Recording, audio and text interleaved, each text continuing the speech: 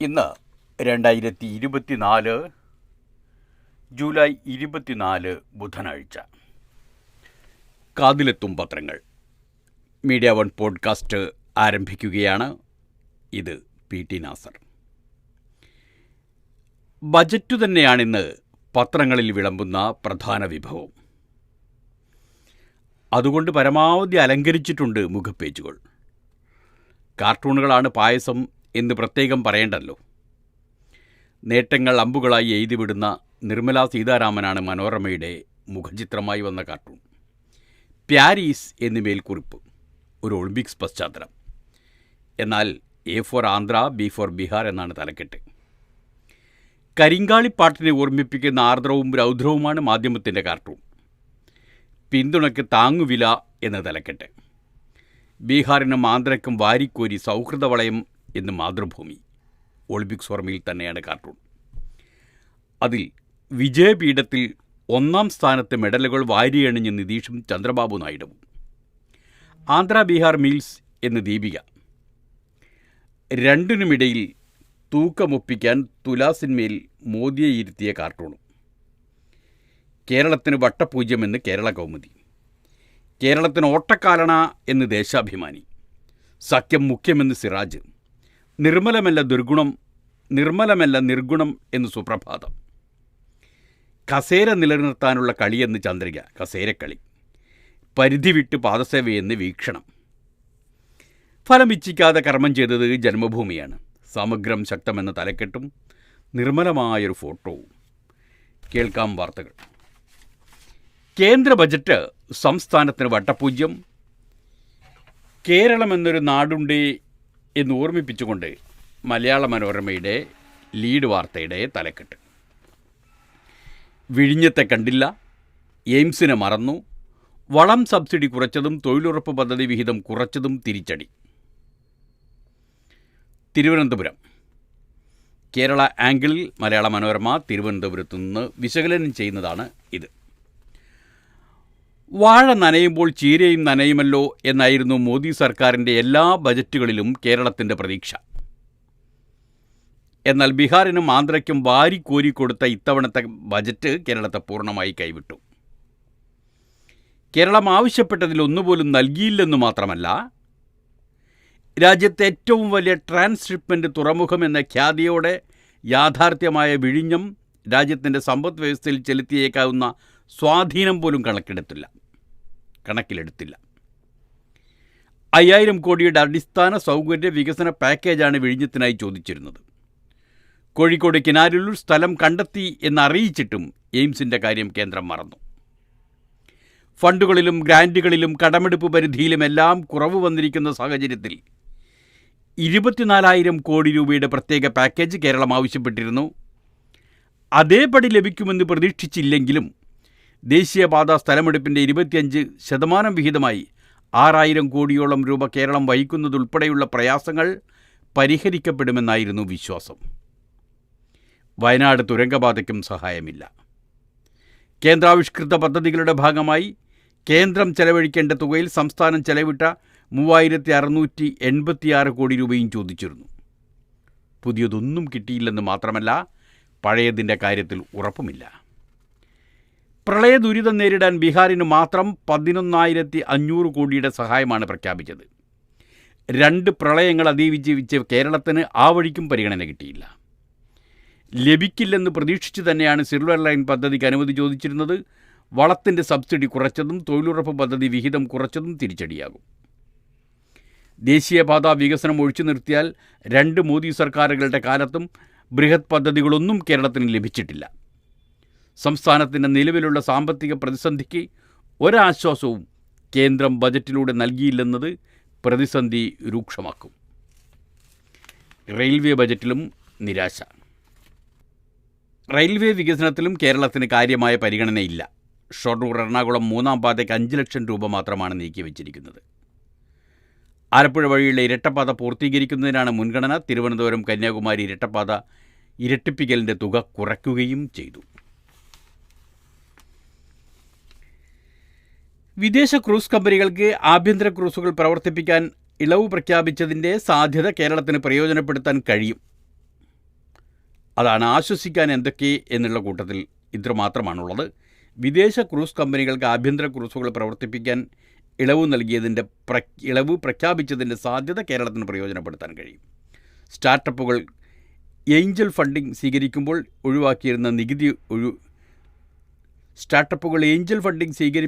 നൽകിയിരുന്ന നികുതി, അതായത് ഏഞ്ചൽ ടാക്സ് ഒഴിവാക്കി നൽകിയതിൻ്റെ ഗുണം മികച്ച സ്റ്റാർട്ടപ്പ് ആവാസ വ്യവസ്ഥയുള്ള കേരളത്തിന് ഗുണകരമാകും. സ്വർണം വെള്ളി വില കുറയ്ക്കുന്നതും ഇവിടെ വിപണിയിൽ ചലനമുണ്ടാക്കും. PMGSY പദ്ധതിയുടെ 4ാം ഘട്ടത്തിൽ 25,000 ഗ്രാമീണ റോഡുകൾ നിർമ്മിക്കുന്നതിൽ ഒരു വിഹിതം കേരളത്തിന് ലഭിച്ചേക്കും. 100 നഗരങ്ങളെ മാലിന്യമുക്തമാക്കുമെന്ന പ്രഖ്യാപനം കൊച്ചിക്കും തിരുവനന്തപുരത്തിനും പ്രതീക്ഷ നൽകുന്നതാണ്. പ്രതീക്ഷ മാത്രമാണ്, യാഥാർത്ഥ്യമെന്തെന്ന് അടുത്ത ബജറ്റിൽ അറിയാം. നീറ്റ് പുനഃപരീക്ഷയില്ല, മാധ്യമത്തിൽ നിന്നുള്ള വാർത്തയാണ്. വീണ്ടും പരീക്ഷ നടത്തണമെന്ന ഹർജികൾ സുപ്രീം കോടതി തള്ളി. നീറ്റ് പുനഃപരീക്ഷയില്ല. ഫിസിക്സ് 4 ലക്ഷം വിദ്യാർത്ഥികളുടെ 5 മാർക്ക് കുറയും. ന്യൂഡൽഹി. ഈ വർഷത്തെ വിവാദമായ അഖിലേന്ത്യാ മെഡിക്കൽ പ്രവേശന പരീക്ഷ നീറ്റ് UG റദ്ദാക്കി വീണ്ടും പരീക്ഷ നടത്തണമെന്നാവശ്യപ്പെടുന്ന ഹർജികൾ സുപ്രീം കോടതി തള്ളി. ആസൂത്രിതമായ ചോദ്യപേപ്പർ ചോർച്ചയും തട്ടിപ്പ് നടന്നതിന് തെളിവില്ലെന്ന്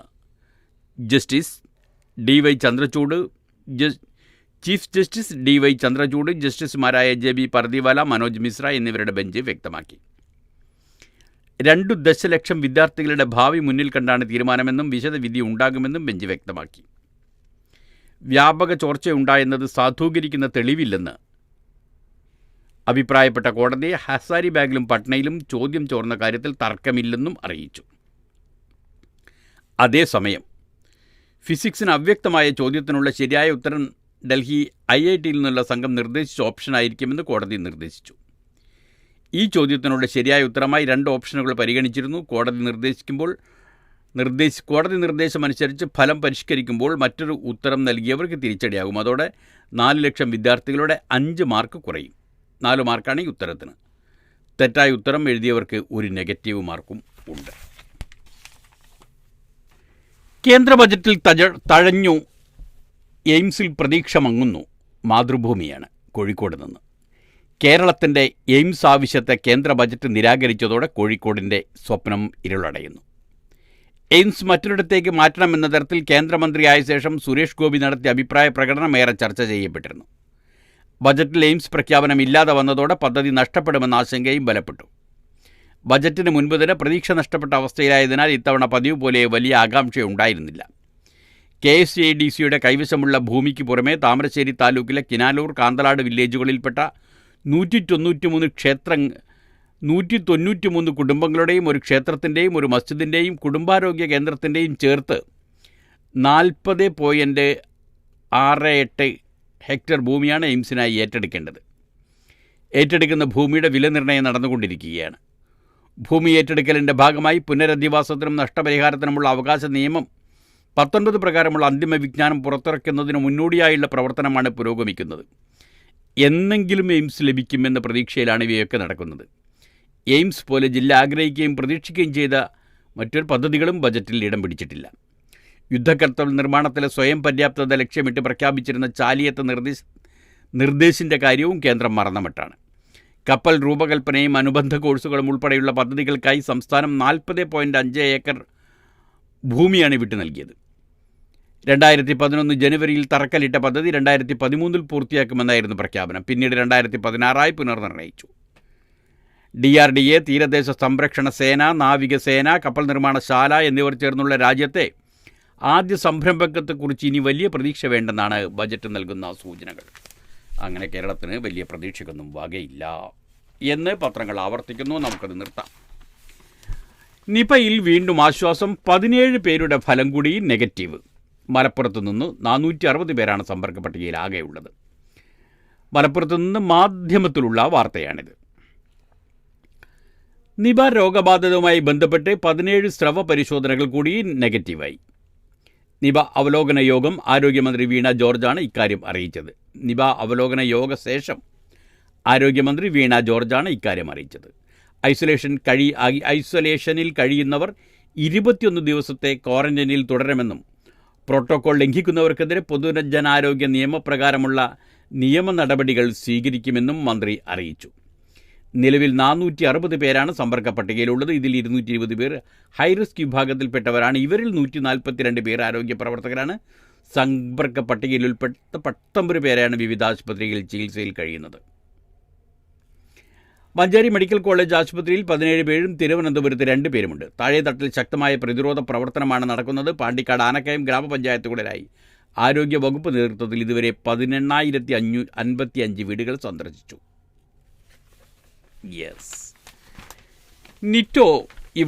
ടിറ്റോ ഇവിടെയുണ്ട്, ജീവിക്കുന്ന നിപ രക്തസാക്ഷിയായി. കോഴിക്കോട് നിന്ന് മാധ്യമത്തിൽ ടി മുംതാസ് നൽകുന്ന ഒരു വാർത്തയാണിത്. ടിറ്റോ എന്ന യുവാവ് രോഗം പിടിപെടും മുമ്പുള്ള ചിത്രവും ഇതിനോടൊപ്പം ചേർത്തിട്ടുണ്ട്. കോഴിക്കോട് നിന്നാണ് റിപ്പോർട്ട്. പെറ്റമ്മയെപ്പോലും തിരിച്ചറിയാനാവാതെ, കണ്ണിമ തുറക്കാതെ, സ്വന്തമായി ഒരിറ്റി കുടിനീർ പോലും ഇറക്കാൻ കഴിയാതെ നിപ പ്രതിരോധത്തിൻ്റെ ജീവിച്ചിരിക്കുന്ന രക്തസാക്ഷിയായി ടിറ്റോ തോമസ് ഇവിടെയുണ്ട്. ജീവിച്ചു മുമ്പേ ജീവിതതാളം നഷ്ടമായി കോമാവസ്ഥയിലായ 24-കാരൻ 8 മാസത്തോളമായി കോഴിക്കോട്ടെ സ്വകാര്യ ആശുപത്രിയുടെ ഡീലക്സ് മുറികളിലൊന്നിൽ ചലനമറ്റ് കിടക്കുകയാണ് ഈ കർണാടക സ്വദേശി. വയറിൽ ട്യൂബിട്ടാണ് ഭക്ഷണം നൽകുന്നത്. തൊണ്ടയിൽ ഘടിപ്പിച്ച ട്യൂബിലൂടെ തന്നെ ശ്വാസോച്ഛ്വാസം. അമ്മയെപ്പോലും തിരിച്ചറിയാൻ കഴിയാതെ കിടക്കുന്ന ടിറ്റോയെ കണ്ടാൽ ആരുടെയും ഉള്ളകം പിടയും. ഇതേ ആശുപത്രിയിൽ അത്യാഹിത വിഭാഗത്തിൽ നഴ്സായിരിക്കെ രോഗി പരിചരണത്തിനിടെ നിപ പിടിപെടുകയും പാർശ്വഫലമായി നിപ എംഫലൈറ്റിസ് ബാധിക്കുകയുമായിരുന്നു ടിറ്റോക്ക്. കർണാടക മംഗളൂരു മർദാല സ്വദേശിയായ ടിറ്റോ രോഗം പിടിപെടുന്നതിന് 8 മാസം മുമ്പാണ് ആശുപത്രിയിൽ നഴ്സായി എത്തിയത്. കഴിഞ്ഞ ആഗസ്റ്റിൽ നിപ ബാധിച്ച് ഇവിടെ മരിച്ചയാളിൽ നിന്നാണ് രോഗം പകർന്നതെന്ന് അനുമാനം. മരണശേഷം നടത്തിയ പരിശോധനയിൽ രോഗിക്ക് നിപ സ്ഥിരീകരിച്ചിരുന്നു. കടുത്ത പനിയുമായി ആശുപത്രിയിലെത്തിയ രോഗിയെ പരിചരിച്ച ടിറ്റോയും പിന്നീട് രോഗം പിടികൂടി. രോഗമുക്തി നേടി ടിറ്റോ വീണ്ടും ജോലിയിൽ പ്രവേശിച്ചെങ്കിലും ഡിസംബറിൽ ശക്തമായ തലവേദന അനുഭവപ്പെട്ടു. തുടർന്ന് നടത്തിയ പരിശോധനയിൽ നിപ എൻസെഫലിറ്റിസ് ബാധിച്ചതായി കണ്ടെത്തി. അതോടെ ടിറ്റോയുടെ ചികിത്സ പൂർണ്ണമായി ആശുപത്രി മാനേജ്മെൻറ്റ് ഏറ്റെടുത്തു. ചികിത്സ തുടരുന്നതിനിടെ കോമാവസ്ഥയിലാവുകയായിരുന്നു. ടിറ്റോയെ പരിചരിക്കാൻ ജോലി ഉപേക്ഷിച്ച് കോഴിക്കോട് ആശുപത്രിയിൽ വന്നു നിൽക്കുകയാണ് ഏക സഹോദരൻ ഷിജോ തോമസും അമ്മ ലിസി എന്ന എലിയമ്മയും. അച്ഛൻ ടി സി തോമസും മകനെ പരിചരിക്കാൻ മർദാലയിൽ നിന്ന് ഇടയ്ക്കിടെ വരും. പൂനെ വൈറോളജി ഇൻസ്റ്റിറ്റ്യൂട്ടിൽ നടത്തിയ പരിശോധനയിലാണ് നിപ എൻസെഫലിറ്റിസ് സ്ഥിരീകരിച്ചതായി കുടുംബം പറഞ്ഞു. ബോധം നഷ്ടപ്പെട്ട ടിറ്റോയുടെ ആരോഗ്യസ്ഥിതി വീണ്ടും വഷളാവുകയായിരുന്നു. ഇതിനകം 40 ലക്ഷത്തോളം രൂപ ചികിത്സയ്ക്കായി മാനേജ്മെൻറ്റ് ചെലവഴിച്ചു. ആരോഗ്യസ്ഥിതിയിൽ പുരോഗതി ഉണ്ടാവാൻ സാധ്യതയില്ലെന്നാണ് ചികിത്സിക്കുന്ന ഡോക്ടർമാരുടെ അഭിപ്രായം. എന്നാൽ ടിറ്റോ ജീവിതത്തിലേക്ക് മടങ്ങി വരുമെന്ന പ്രതീക്ഷയിലാണ് മാതാപിതാക്കളും സഹോദരനും. ടിറ്റോയെ അങ്ങനെ ഉപേക്ഷിക്കാൻ തനിക്ക് കഴിയില്ലെന്നും എന്ത് ത്യാഗം സഹിക്കേണ്ടി വന്നാലും അവനെ ജീവിതത്തിലേക്ക് മടക്കി കൊണ്ടുവരുമെന്നും ഷിജോ പറയുന്നു. ഇരുട്ടിൻ്റെ മറവിൽ തട്ടിപ്പ്, വെളുക്കും മുമ്പേ വലയിൽ. മനോരമയിൽ നിന്നുള്ള വാർത്തയാണ്. ചാലക്കുടിയിൽ നിന്നാണ് റിപ്പോർട്ട് ചെയ്തിരിക്കുന്നത്. നാദാപുരം സ്വദേശികളുടെ 4 ലക്ഷം രൂപ തട്ടിയെടുത്ത സംഘത്തെ പോലീസ് മണിക്കൂറുകൾക്കകം കുടുക്കിയത് പഴുതടച്ച നീക്കങ്ങളിലൂടെ. തട്ടിപ്പ് നടത്തി ഇരുളിലേക്ക് മറഞ്ഞ ഇവരെ ഇതര സംസ്ഥാനക്കാർ ഒട്ടേറെയുള്ള പെരുമ്പാവൂരിലെ താവളത്തിൽ നിന്നാണ് പൊക്കിയത്. ചെന്നൈ തിരുവനന്തപുരം എക്സ്പ്രസ് ട്രെയിനിൻ്റെ ലോക്കോ പൈലറ്റ് എറണാകുളം സ്വദേശി സഞ്ജു, ഓട്ടോ ഡ്രൈവർമാരായ മുരുങ്ങൂർ മണ്ടിക്കുന്ന് സ്വദേശി ജിജി, കൊരട്ടി സ്വദേശി തണ്ടാശ്ശേരി ജയൻ എന്നിവർ നൽകിയ വിവരങ്ങൾ സഹായമായി. ലോക്കോ പൈലറ്റ് നൽകിയ വിവരമനുസരിച്ച് പുഴയിൽ വീണവരെ തിരയാൻ അഗ്നിരക്ഷാ സേനയുടെ സ്കൂബ ടീമും രംഗത്തിറങ്ങിയിരുന്നു. അവർ കര പറ്റിയിട്ടുണ്ടെങ്കിൽ രക്ഷപ്പെട്ടു പോകാൻ സാധ്യതയുള്ള ഇടങ്ങളിലേക്ക് തിരഞ്ഞു. രക്ഷപ്പെട്ടു പോകാൻ സാധ്യതയുള്ള ഇടങ്ങളിലേക്ക് പോലീസ് തിരിഞ്ഞു. അങ്ങനെയാണ് മുരിങ്ങൂരിൽ രാത്രി ഓട്ടോറിക്ഷ ഓടിക്കുന്ന ഡ്രൈവർ ജിജിയെക്കുറിച്ച് സൂചന ലഭിച്ചത്. ജിജി ഇവരെ കൊരട്ടി വരെ എത്തിച്ചതായി വിവരം ലഭിച്ചതോടെ മറ്റു സ്റ്റേഷനുകളിലേക്ക് സന്ദേശം പോയി. പ്രതികളിൽ 2 പേർക്ക് പരിക്കുണ്ടെന്നും ഒരാളുടെ പരിക്ക് ഗുരുതരമാണെന്നും പോലീസിന് അറിയിച്ചത് ജിജിയാണ്. അങ്കമാലി പെരുമ്പാവൂർ മേഖല കേന്ദ്രീകരിച്ചായിരുന്നു അന്വേഷണം. ഇതിനിടെ കൊരട്ടിയിലെ ഓട്ടോ ഡ്രൈവർ ജയനാണ് 4 പേരെ പെരുമ്പാവൂരിൽ എത്തിച്ചതെന്ന് അറിഞ്ഞു. വൈകാതെ പ്രതികളിൽ ഒരാളായ അബ്ദുൽ കലാമിനെ പ്രവേശിപ്പിച്ച ആശുപത്രി കണ്ടെത്തി അവിടെ കാവലേർപ്പെടുത്തി. മറ്റ് പ്രതികളുടെ ഒളിത്താവളങ്ങൾ കൂടി കണ്ടെത്തി ബാക്കിയുള്ളവരെയും പിടികൂടി പുലർച്ചെ 3:30 ഇവരെ ചാലക്കുടിയിലെത്തിച്ചു. തട്ടിയെടുത്ത 4 ലക്ഷത്തോളം രൂപയിൽ 50,000-ഓളം രൂപയോ 50,000 കോടിയോളം തട്ടിയെടുത്ത 4 ലക്ഷത്തോളം രൂപയിൽ 50,000 രൂപയോളം പരിക്കേറ്റയാളുടെ ചികിത്സക്കായി ആശുപത്രിയിൽ ചെലവായി. ശേഷിച്ച തുക കടങ്ങൾ വീട്ടാൻ നാട്ടിലേക്ക് അയക്കാനും പ്രതികൾ പങ്കിട്ടെടുത്തു. ബാക്കി വന്ന 75,000 രൂപ പോലീസ് കണ്ടെടുത്തു. വിശ്വാസവഞ്ചന ആശ്വാസമായി അറസ്റ്റ്. ചാലക്കുടി. അതിഥി തൊഴിലാളിയായ കൂട്ടുകാരനെ വിശ്വസിച്ച് ഉറ്റവരുടെ സ്വർണ്ണാഭരണം പണയം വെച്ച് 4.5 ലക്ഷത്തോളം രൂപ സംഘടിപ്പിച്ച് നിധിയിലെ സ്വർണം കുറഞ്ഞ വിലയ്ക്ക് നൽകാമെന്ന് മോഹിച്ചെത്തിയ നാദാപുരം സ്വദേശികൾക്ക് നഷ്ടമായത് കാലങ്ങൾ കൊണ്ട് സ്വരുക്കൂട്ടിയ പൊന്ന്. അതെങ്ങനെ കാലങ്ങൾ കൊണ്ട് സ്വരുക്കൂട്ടിയത് പൊന്നാവുക? അതിഥി തൊഴിലാളിയായ കൂട്ടുകാരനെ വിശ്വസിച്ച് ഉറ്റവരുടെ സ്വർണ്ണാഭരണങ്ങൾ പണയം വെച്ച് 4.5 ലക്ഷത്തോളം രൂപ സംഘടിപ്പിച്ചു. അങ്ങനെയല്ല സംഘടിപ്പിച്ചത്. നിധിയിലെ സ്വർണം കുറഞ്ഞ വിലയ്ക്ക് വാങ്ങാമെന്ന് മോഹിച്ചെത്തിയ നാദാപുരം സ്വദേശികൾക്ക് നഷ്ടമായത് കാലങ്ങൾ കൊണ്ട് സ്വരുക്കൂട്ടിയ പൊന്ന്. ലോറി ഡ്രൈവറായ ലലീഷിനോടാണ് ഒരേ മുതലാളിയുടെ കീഴിൽ മണ്ണുമാന്തി യന്ത്രത്തിൻ്റെ ഓപ്പറേറ്ററായി ജോലി ചെയ്യുന്ന ഇതര സംസ്ഥാനക്കാരനായ സുഹൃത്ത് മുഹമ്മദ് സിറാജുൽ ഇസ്ലാം നിധി കിട്ടിയ കൂട്ടുകാരൻ്റെ വിവരം അറിയിക്കുന്നത്. 7.5 ലക്ഷത്തിൻ്റെ സ്വർണം 4 ലക്ഷത്തിന് കിട്ടുമെന്ന് വിശ്വസിപ്പിച്ചു. തുടർന്നാണ് അമ്മയുടെയും ഭാര്യയുടെയും മറ്റ് ബന്ധുക്കളുടെയും സ്വർണ്ണാഭരണങ്ങൾ പണയം വെച്ച് പണം സംഘടിപ്പിച്ചത്. സുഹൃത്ത് സ്വർണ്ണപ്പണിക്കാരൻ രാജേഷിനെ കൂടെ കൂട്ടിയതാണ് തട്ടിപ്പ് മനസ്സിലാക്കാൻ ലെനീഷിന് സഹായമായത്. തൃശ്ശൂരിൽ വെച്ച് സ്വർണം കൈമാറാൻ കൂട്ടാക്കാതിരുന്നിട്ടും സുഹൃത്തിൻ്റെ വാക്കിൽ നാദാപുരം സ്വദേശികൾ വിശ്വാസമർപ്പിച്ചു. ചാലക്കുടിയിൽ വെച്ചേ സ്വർണം നൽകാനാവൂ എന്ന് പറഞ്ഞപ്പോഴും സംശയിച്ചില്ല. ചെറിയ കാറിൽ തട്ടിപ്പുകാരടക്കം 6 പേരും റെയിൽവേ സ്റ്റേഷനിലെത്തി. സ്വർണമെന്ന് പറഞ്ഞ് ലോഹം മുറിച്ചു നോക്കാൻ തുടങ്ങും വരെ ഇതര സംസ്ഥാന തൊഴിലാളികളുടെ പെരുമാറ്റം സ്വാഭാവികമായിരുന്നു. വ്യാജ സ്വർണ്ണമാണെന്ന് അറിഞ്ഞതോടെ നിമിഷങ്ങൾക്കകം ഭാവം മാറി. നാദാപുരം സ്വദേശികൾ കൈമാറിയ 4 ലക്ഷം രൂപയും വ്യാജ സ്വർണ്ണത്തിൻ്റെ പൊതിയുമായി ട്രാക്കിലൂടെ ഓട്ടത്തിനിടെ തട്ടിപ്പുകാരെ തേടി വിധിയുടെ രൂപത്തിൽ ചെന്നൈ തിരുവനന്തപുരം എക്സ്പ്രസ് കൂകിപ്പാഞ്ഞെത്തി. 4-അംഗ സംഘത്തിൽ ഒരാളുടെ ദേഹത്ത് ട്രെയിൻ തട്ടുകയും മറ്റ് 3 പേർ താഴേക്ക് ചാടുകയും ചെയ്തു. പക്ഷേ ഓട്ടവും ചാട്ടവും ഇവരെ രക്ഷിച്ചില്ല. ഒടുവിൽ പോലീസിൻ്റെ വലയിലായി. അതാണ് സംഭവം. മിനിയാന്നുണ്ടായിരുന്ന വാർത്തയാണ്. ലോക്കോ പൈലറ്റ് ആദ്യമായി അറിയിച്ചത് 4 ആളുകൾ പുഴയിലേക്ക് ചാടിയിട്ടുണ്ട് എന്ന്. അവരെ പിന്തുടർന്ന കഥയാണിത്. ഉണ്ണിക്കുളം വനിതാ സഹകരണ സംഘം പണം നഷ്ടമായവർ സമരത്തിനിറങ്ങുന്നു. ബാലുശ്ശേരി. ഉണ്ണിക്കുളം വനിതാ സഹകരണ സംഘത്തിലുണ്ടായ വെട്ടിപ്പിൽ പണം നഷ്ടമായ ഇടപാടുകാർ ആകെ തുക തിരികെ ലഭിക്കുന്നതിനായി ആക്ഷൻ കമ്മിറ്റി രൂപീകരിച്ച് പ്രക്ഷോഭത്തിലേക്ക്. രൂപീകരിച്ച കാലം മുതൽ കോൺഗ്രസ്സാണ് വനിതാ സഹകരണ സംഘം ഭരിക്കുന്നത്. സ്വരുക്കൂട്ടിയ നിക്ഷേപം നഷ്ടമായ ആളുകൾ രാഷ്ട്രീയത്തിന് അതീതമായാണ് ആക്ഷൻ കമ്മിറ്റി രൂപീകരിച്ചതെന്ന് ചെയർമാൻ PK സുനിൽകുമാറും കൺവീനർ E പ്രകാശും പറഞ്ഞു. ആരോപണങ്ങളെ തുടർന്ന് സംഘം സെക്രട്ടറി PK ബിന്ദുവിനെ ഭരണസമിതി സസ്പെൻഡ് ചെയ്തിരുന്നു. വ്യാജരേഖകൾ ചമച്ചാണ് ഒട്ടേറെ തട്ടിപ്പുകൾ നടന്നതെന്ന് ആക്ഷൻ കൗൺസിൽ പറയുന്നു. അങ്ങനെ ലോകം ഒളിമ്പിക്സിലേക്ക് കടക്കുകയാണ്. പൊന്നിലേക്ക് പന്തുരുളുന്നു. ഒളിമ്പിക്സ് ഫുട്ബോൾ മത്സരങ്ങൾ ഇന്ന് തുടക്കം. പാരീസ്. മാധ്യമത്തിൽ നിന്നാണ്. Euro cup, Copa America football ടൂർണമെൻറ്റുകൾക്ക് പിന്നാലെ ലോകം മറ്റൊരു കാൽപന്ത് ആവേശത്തിലേക്ക് കൺതുറക്കുകയായി. പാരീസ് ഒളിമ്പിക്സിൽ പുരുഷ വനിതാ ഫുട്ബോൾ മത്സരങ്ങൾക്ക് ബുധനാഴ്ച കിക്ക് ഓഫ്. അണ്ടർ 23 ടീമുകളാണ് പുരുഷ ഫുട്ബോളിൽ പങ്കെടുക്കുന്നതെങ്കിലും 2 സീനിയർ താരങ്ങളും ടീമിലുണ്ട്. ഇത് മത്സരങ്ങളുടെ ആവേശം വർദ്ധിപ്പിക്കും. ഫ്രാൻസിലെ 7 നഗരങ്ങളാണ് ഫുട്ബോൾ മത്സരങ്ങൾക്ക് വേദിയാകുന്നത്. കോപ്പ കിരീടത്തിളക്കവുമായി എത്തുന്ന അർജന്റീന ആദ്യ ദിനം കളത്തിലിറങ്ങും. ഇന്ത്യൻ സമയം വൈകിട്ട് നടക്കുന്ന മത്സരത്തിൽ മൊറോക്കോയാണ് എതിരാളികൾ. യൂറോ ചാമ്പ്യന്മാരെന്ന പകിട്ടുമായി എത്തുന്ന സ്പെയിൻ ഉസ്ബെക്കിസ്ഥാനെ നേരിടും. ഇനി New Zealand, Egypt, Dominican Republic, Iraq, Ukraine, Japan, Paraguay, France, US, Mali, Israel മത്സരങ്ങളും ബുധനാഴ്ച നടക്കും. നിലവിലെ സ്വർണ്ണ മെഡൽ ജേതാക്കളായ ബ്രസീലിന് ഇത്തവണ യോഗ്യത നേടാനായില്ല. 16 ടീമുകളാണ് പങ്കെടുക്കുന്നത്. ഒരു ഒളിമ്പിക്സിന് ചെലവെത്ര, വരവെത്ര, ചെലവെത്ര? മാധ്യമത്തിൽ അങ്ങനെ ഒരു പീസുണ്ട്. വരവെത്ര, ചെലവെത്ര? ഭാവിയിൽ ഒരു ഒളിമ്പിക്സ് സംഘടിപ്പിക്കാൻ ഏകദേശം 1 ലക്ഷം കോടി രൂപ വേണ്ടിവരുമെന്ന് സാമ്പത്തിക വിദഗ്ധർ. 1 ലക്ഷം കോടി രൂപ. പാരീസ്. ഓരോ ഒളിമ്പിക്സും അതിന് കണക്ക് കൂട്ടിയതിനേക്കാൾ പണച്ചിലവേറിയതാണെന്ന് ഇതുവരെയുള്ള റിപ്പോർട്ടുകൾ. കായിക ലോകം ഒരു രാജ്യത്തേക്ക് അല്ലെങ്കിൽ ഒരു നഗരത്തിലേക്ക് ചുരുങ്ങുമ്പോൾ ചെലവിൻ്റെ കാര്യങ്ങൾ കൃത്യമായി കണക്ക് കൂട്ടാനാവില്ലെന്നതാണ് വസ്തുത. ഭാവിയിൽ ഒരു ഒളിമ്പിക്സ് സംഘടിപ്പിക്കാൻ ഏകദേശം $12 ബില്യൺ, 1 ലക്ഷം കോടി രൂപ വേണ്ടിവരുമെന്ന് സാമ്പത്തിക വിദഗ്ധർ ചൂണ്ടിക്കാട്ടുന്നു. എന്നാൽ കഴിഞ്ഞ ടോക്കിയോ ഒളിമ്പിക്സിൽ ഏകദേശം $20 ബില്യൺ ചെലവായതാണ് കണക്ക്. കോവിഡ് മഹാമാരിയെ തുടർന്ന് 2020 നിശ്ചയിച്ച ഒളിമ്പിക്സ് 2021 മാറ്റിയതാണ് ചെലവ് വർദ്ധിക്കാൻ കാരണമായത്. ഫ്രാൻസ് ചെലവഴിക്കുന്നത് 39,778 കോടി രൂപയാണ്. പാരീസ് ഒളിമ്പിക്സ് സംഘാടക സമിതി 2022 നടത്തിയ ബജറ്റ് അവലോകന പ്രകാരം 39,778 കോടി രൂപയാണ്, അതായത് 4.38 ബില്യൺ യൂറോ ചെലവ് കണക്കാക്കുന്നത്. പൂർണ്ണമായും സ്വകാര്യ നിക്ഷേപമായാണ് ഫണ്ടിറക്കുന്നത്.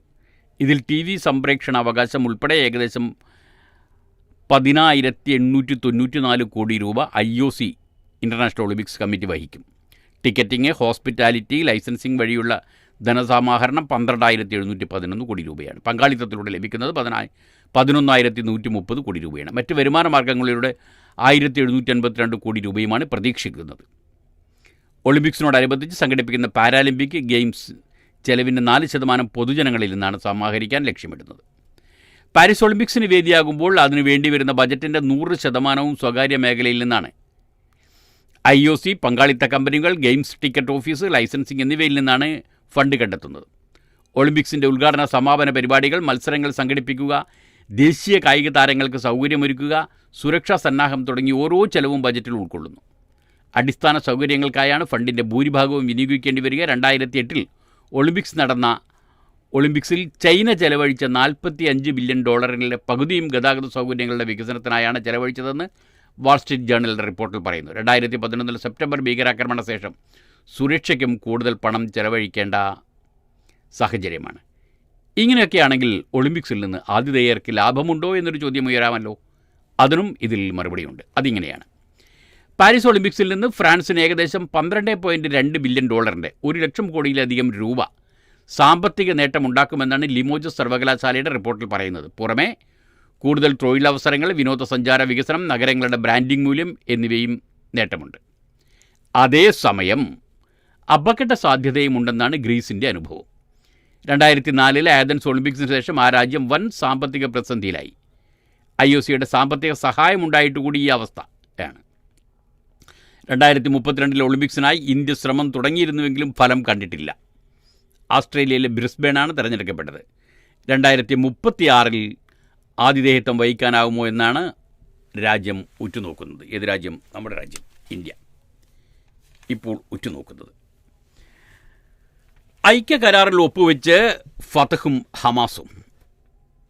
സുപ്രഭാതത്തിൽ നിന്നാണ് ഈ വാർത്ത. ബെയ്ജിങ്, ചൈനയുടെ ബെയ്ജിങ്. ഗസയ്ക്കുമേൽ ഇസ്രായേൽ നടത്തിവരുന്ന ആക്രമണങ്ങൾക്കും വെടിനിർത്തൽ ചർച്ചകൾക്കുമിടെ പലസ്തീൻ ഐക്യം സംബന്ധിച്ച ബെയ്ജിങ് പ്രഖ്യാപനത്തിൽ ഒപ്പുവെച്ച് പലസ്തീനിലെ പ്രബല ശക്തികളായ ഫതഹും ഹമാസും. അഭിപ്രായ വ്യത്യാസങ്ങൾ അവസാനിപ്പിച്ച് ഫലസ്തീൻ ഐക്യം കെട്ടിപ്പടുക്കുകയെന്ന ലക്ഷ്യത്തോടെ 3 ദിവസമായി ചൈനീസ് തലസ്ഥാനത്ത് നടന്ന ചർച്ചകൾക്കൊടുവിലാണ് US ഇസ്രായേൽ അച്ചുതണ്ടിന് കനത്ത പ്രഹരമേൽപ്പിക്കുന്ന പ്രഖ്യാപനമുണ്ടായത്. 14 സംഘടനകളാണ് പ്രഖ്യാപനത്തിൽ ഒപ്പുവെച്ചത്. ഇസ്രായേൽ ആക്രമണം നിർത്തുന്നതോടെ ഗസയിൽ ഇടക്കാല ദേശീയ സർക്കാർ രൂപീകരിക്കുകയാണ് പ്രഖ്യാപനത്തിലെ പ്രധാന തീരുമാനം. ഇടക്കാല ദേശീയ ഐക്യ സർക്കാർ സ്ഥാപിക്കുക, ഭാവി തെരഞ്ഞെടുപ്പിന് മുന്നോടിയായി ഏകീകൃത പലസ്തീൻ്റെ നേതൃത്വത്തിൽ രൂപീകരണം, ഭാവി തെരഞ്ഞെടുപ്പിന് മുന്നോടിയായി ഏകീകൃത പലസ്തീൻ നേതൃത്വത്തിൻ്റെ രൂപീകരണം, പുതിയ ഫലസ്തീൻ നാഷണൽ കൗൺസിലിന് കീഴിൽ സ്വതന്ത്ര തെരഞ്ഞെടുപ്പ്, ഇപ്പോഴത്തെ ഇസ്രായേൽ ആക്രമണങ്ങളെ ചെറുക്കുന്ന പൊതുപ്രഖ്യാപനം എന്നിവയാണ് കരാറിലെ 4 പ്രധാന ഘടകങ്ങൾ. മനസ്സിലായില്ലേ? ഇടക്കാല ദേശീയ ഐക്യ സർക്കാർ സ്ഥാപിക്കുക 1, ഭാവി തെരഞ്ഞെടുപ്പിന് മുന്നോടിയായി ഏകീകൃത ഫലസ്തീൻ നേതൃത്വത്തിൻ്റെ രൂപീകരണം 2, പുതിയ പലസ്തീൻ നാഷണൽ കൗൺസിലിന് കീഴിൽ സ്വതന്ത്ര തെരഞ്ഞെടുപ്പ് 3, ഇപ്പോഴത്തെ ഇസ്രായേൽ ആക്രമണങ്ങളെ ചെറുക്കുന്ന പൊതുപ്രഖ്യാപനം എന്നിവയാണ് കരാറിലെ 4 പ്രധാന ഘടകങ്ങൾ. പലസ്തീൻ വിമോചനത്തിലുള്ള ചരിത്ര മുഹൂർത്തമാണിതെന്ന് ചൈനീസ് വിദേശകാര്യമന്ത്രി വാങ് യി പറഞ്ഞു. സമഗ്രവും സുസ്ഥിരവുമായ വെടിനിർത്തലിനായി ചൈനയുടെ പിന്തുണയുണ്ടാകുമെന്നും വാങ് യി അറിയിച്ചു. ഫലസ്തീൻ വിഷയത്തിൽ സമീപകാലത്തുണ്ടായ ഏറ്റവും മികച്ച കരാറാണിതെന്ന് ഒപ്പുവെച്ച 14 പേരിൽ ഒരാളായ ഫലസ്തീൻ ഇൻ്റർനാഷണൽ ഇനീഷ്യേറ്റീവ് സെക്രട്ടറി മുസ്തഫ ബർഗൂതി പറഞ്ഞു. ചൈനയുടെ നേതൃത്വത്തിൽ നടന്ന ഐക്യനീക്കങ്ങളെ ഇസ്രായേൽ പ്രധാനമന്ത്രി ബെഞ്ചമിൻ നെതന്യാഹു എതിർത്തു. ഹമാസിനെ നശിപ്പിക്കുകയാണ് ലക്ഷ്യമെന്നും വെടിനിർത്തലിന് ശേഷം ഗസൻ ഭരണത്തിൽ ഹമാസിന് എന്തെങ്കിലും വിധത്തിൽ പങ്കുണ്ടാകുന്നുണ്ടെങ്കിൽ അതിനെ എതിർക്കുമെന്നും നെതന്യാഹു പറഞ്ഞു. ഫതഹ് കേന്ദ്ര കമ്മിറ്റി വൈസ് ചെയർമാൻ മഹ്മൂദ് അൽ അലൂൽ, മുതിർന്ന ഹമാസ് നേതാവ് മൂസ അബു മർസൂഖ് തുടങ്ങിയവരും ഈജിപ്ത്, റഷ്യ, അൾജീരിയ എന്നീ രാജ്യങ്ങളിലെ അംബാസഡർമാരും യോഗത്തിൽ പങ്കെടുത്തു. കരാറിലെ എല്ലാ വിശദാംശങ്ങളും ചൈന പുറത്തുവിട്ടിട്ടില്ല. ഹമാസിനും ഫതഹിനുമിടയിൽ രൂപപ്പെട്ട അനുരഞ്ജനം പലസ്തീൻ ആഭ്യന്തര വിഷയങ്ങളിലെ അതിനിർണായക മുന്നേറ്റവും വഴിത്തിരിവുമാണ്. 2006 സംഘർഷങ്ങൾക്ക് ശേഷം പലസ്തീനിലെ ഏറ്റവും രണ്ട് വലിയ പ്രബല ശക്തികളായ ഹമാസും ഫതഹും ബദ്ധവൈരികളാണ്. 2007 മുതൽ ഗസയുടെ നിയന്ത്രണാവകാശം, പൂർണ്ണ നിയന്ത്രണം ഹമാസിനാണ്. ഇസ്രായേൽ അധിനിവേശിച്ച ഭാഗം ഉൾപ്പെടുന്ന പടിഞ്ഞാറേക്കര, അതായത് വെസ്റ്റ് ബാങ്കിൻ്റെ നിയന്ത്രണം ഫതഹ് നയിക്കുന്ന ഫലസ്തീൻ അതോറിറ്റിക്കാണ്. ഇവർ രണ്ടുപേരും ഒരുമിച്ച് നിൽക്കാൻ തീരുമാനിച്ചിരിക്കുന്നു എന്നാണ് വാർത്ത. കരാറിൽ ഒപ്പുവെച്ച ശേഷം ഫതഹ് നേതാവ് മഹ്മൂദ് അൽ അലൂൽ, ചൈനീസ് വിദേശകാര്യമന്ത്രി വാങ് യി, ഹമാസ് നേതാവ് മൂസ അബു മർസൂഖ് എന്നിവർ നിൽക്കുന്ന ചിത്രവും സുപ്രഭാതം നൽകിയിരിക്കുന്നു. മറ്റു വാർത്തകളിലേക്ക് കിടക്കുമ്പോൾ വിദേശകാര്യ വാർത്തകൾ തന്നെ പിന്നെയും നോക്കേണ്ടതുണ്ട്. ട്രംപിന് നേരെയുള്ള വധശ്രമം, സീക്രട്ട് സർവീസ് ഡയറക്ടർ രാജിവെച്ചു. വാഷിംഗ്ടൺ. US മുൻ പ്രസിഡന്റ് ഡൊണാൾഡ് ട്രംപിന് സുരക്ഷയൊരുക്കുന്നതിൽ പരാജയപ്പെട്ടതിനെ തുടർന്ന് പ്രതിക്കൂട്ടിലായ സീക്രട്ട് സർവീസിൻ്റെ ഡയറക്ടർ കിംബർലി ചിറ്റിൽ ചൊവ്വാഴ്ച രാജിവെച്ചു. ചിറ്റിലാണ്, അപ്പോൾ അവർ ചീറ്റ് ചെയ്തതായിരിക്കാം. കിംബർലി ചിറ്റിൽ എന്നാണ് അവരുടെ പേര്. ട്രംപിന് നേരെയുണ്ടായ വധശ്രമം തടയാനാകാതെ പോയത് സീക്രട്ട് സർവീസിൻ്റെ പരാജയമാണെന്ന് US കോൺഗ്രസിൻ്റെ മുന്നിൽ സമ്മതിച്ച് പിറ്റേ ദിവസമാണ് ചിറ്റിലിൻ്റെ രാജി. ജൂലൈ 13 പെൻസിൽവേനിയയിൽ നടന്ന തെരഞ്ഞെടുപ്പ് റാലിക്കിടെയാണ് റിപ്പബ്ലിക്കൻ സ്ഥാനാർത്ഥിയായ ട്രംപിന് വലത് ചെവിയിൽ വെടിയേറ്റത്. കാനഡയിൽ ക്ഷേത്രത്തിനു നേരെ ആക്രമണം. ഒട്ടാവ. കനേഡിയൻ നഗരമായ എഡ്മണ്ടിലെ ബാപ്സ് സ്വാമിനാരായൺ ക്ഷേത്രത്തിന് നേരെ ആക്രമണം. ആക്രമികൾ ക്ഷേത്ര ചുമരുകളിൽ ഇന്ത്യ വിരുദ്ധ വിദ്വേഷ പരാമർശങ്ങൾ എഴുതി. അതിക്രമത്തെ വാൻകൂറിലെ നയതന്ത്ര കാര്യാലയം അപലപിച്ചു. സംഭവത്തെക്കുറിച്ച് അന്വേഷിക്കണമെന്നും കുറ്റവാളികൾക്കെതിരെ കർശന നടപടിയെടുക്കണമെന്നും കാര്യാലയം ആവശ്യപ്പെട്ടു. US തെരഞ്ഞെടുപ്പ് സ്ഥാനാർത്ഥിയാവാൻ Kamala Harris. Washington. US president മത്സരത്തിൽ നിന്ന് ജോ ബൈഡൻ പിന്മാറിയതോടെ ഡെമോക്രാറ്റിക് പാർട്ടിയുടെ സ്ഥാനാർത്ഥിത്വം വൈസ് പ്രസിഡന്റ് കമല ഹാരിസ് ഉറപ്പിക്കുമെന്ന് വ്യക്തമായി. സ്ഥാനാർത്ഥിയായി ഔദ്യോഗിക നാമനിർദ്ദേശം നേടാനുള്ള പ്രതിനിധികളുടെ പിന്തുണ കമല നേടിയതായി വാർത്താ ഏജൻസിയായ AP നടത്തിയ സർവേ വ്യക്തമാക്കി. അസോസിയേറ്റ് പ്രസ് നടത്തിയ സർവേ വ്യക്തമാക്കി. തിങ്കളാഴ്ച രാത്രിയോടെ 2579 പ്രതിനിധികളുടെ പിന്തുണ കമല ഉറപ്പാക്കി. 1976 പ്രതിനിധികളുടെ പിന്തുണയാണ് സ്ഥാനാർത്ഥിത്വം നേടാൻ ആകെ വേണ്ടത്. ആകെ 4763 പ്രതിനിധികളാണ് ഉള്ളത്. അതിൽ 1976 പേരുടെ പിന്തുണ കിട്ടിയാൽ മതി. പ്രസിഡന്റ് സ്ഥാനാർത്ഥിയെ കണ്ടെത്തുന്നതിൽ ആവശ്യമെങ്കിൽ ഡെമോക്രാറ്റിക് പാർട്ടി പ്രതിനിധികൾക്കിടയിൽ വെർച്വൽ വോട്ടെടുപ്പ് നടത്തും. ഒന്നിലേറെ പേർ സ്ഥാനാർത്ഥിത്വത്തിന് വന്നാലാണ് ആഗസ്റ്റ് 7 തെരഞ്ഞെടുപ്പ് നടക്കുക. അതിൽ വിജയിക്കുന്നയാളെ ഷിക്കാഗോയിൽ ആഗസ്റ്റ് 19 നടക്കുന്ന പാർട്ടി ദേശീയ സമ്മേളനത്തിൽ ഔദ്യോഗിക സ്ഥാനാർത്ഥിയായി പ്രഖ്യാപിക്കും. വൈസ് പ്രസിഡന്റെയും ഇപ്രകാരം തിരഞ്ഞെടുക്കും. കമല ഹാരിസ് മാത്രമാണ് നിലവിൽ സ്ഥാനാർത്ഥി പട്ടികയിലുള്ളത്. അതുകൊണ്ട് വൈസ് പ്രസിഡന്റിനെ തീർച്ചയായും തിരഞ്ഞെടുക്കേണ്ടി വരും എന്നൊരു പ്രശ്നം ഉണ്ട്.